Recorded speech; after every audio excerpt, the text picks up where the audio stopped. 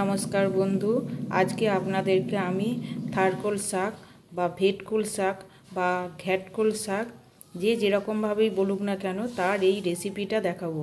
এই দেখুন, এই সেই থারকোল শাক, এগুলো সব জায়গায় পাওয়া যায় না।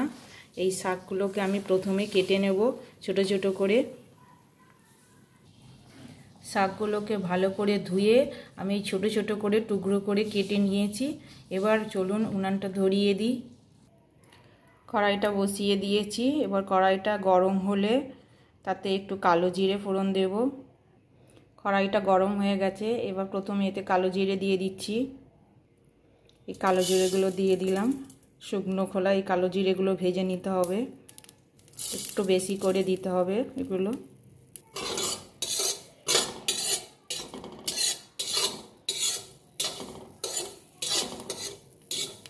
একটু ভেজে নিচ্ছি। কালো জিরেগুলো ভাজা ভাজা হয়ে গেছে। এতে আবার একটু কাঁচা রসুন দেব। রসুনগুলো দিয়ে দিলাম। একটু বেশি করে রসুন দেবেন, বেশি করে রসুন দিলে বেশি টেস্টি হবে। আর এটা নাড়াচাড়া করে নেব, হালকা করে নাড়বো এটা। এবার 4টে কাঁচা লঙ্কা দিয়ে দেব। যে যেরকম ঝাল খাবেন সেই রকমই দেবেন। আমি 4টে দিলাম। একটু নাড়াচাড়া করে নিচ্ছি। এবার এটা আমি নামিয়ে নেব। ওগুলো নামিয়ে নেওয়ার পর এবার এতে আমি এই শাকগুলো তুলে দেব। গ্যাসটা আমি একটু জোর করে দিলাম। এবার এটা নাড়াচাড়া করব।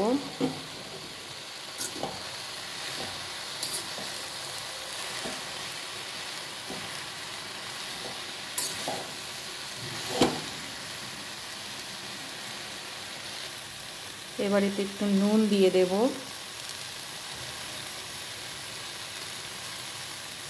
আবার নাড়াচাড়া করব।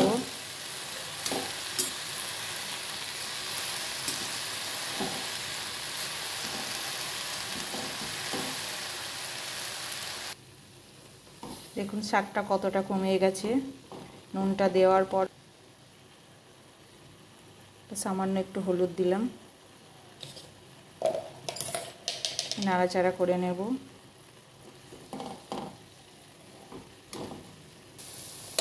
আর একটু নাড়াচাড়া করে নিই।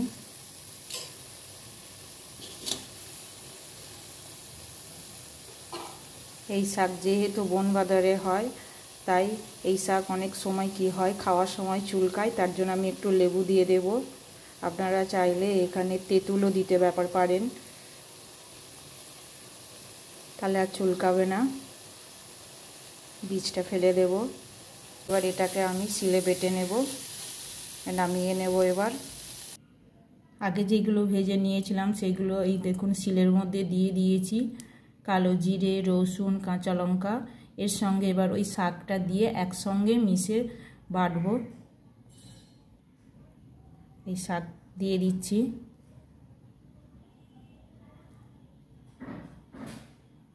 একটু ঠান্ডা হোক, তারপরে এটা বেটে নেব। এবার এটা বেটে নেব।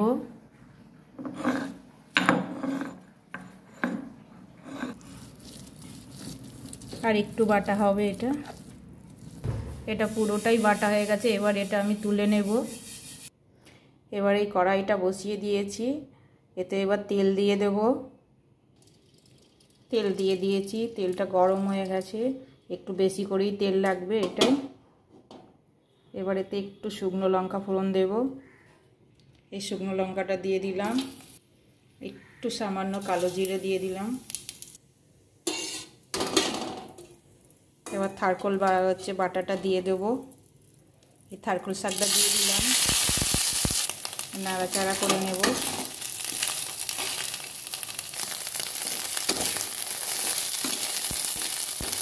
নাড়াচাড়া করে নিচ্ছি।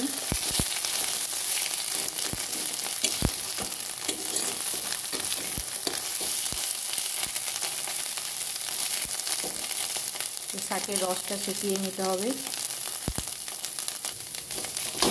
এটা একটু মিডিয়াম আঁচে করতে হবে, নালে এটা কড়ার গায়ে লেগে যেতে পারে।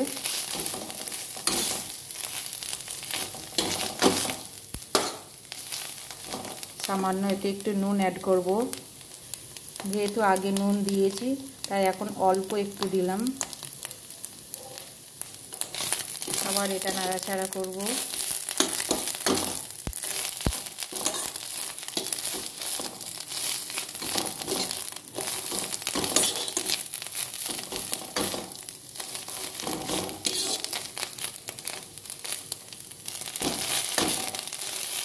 এটা প্রায় হয়েই এসেছে।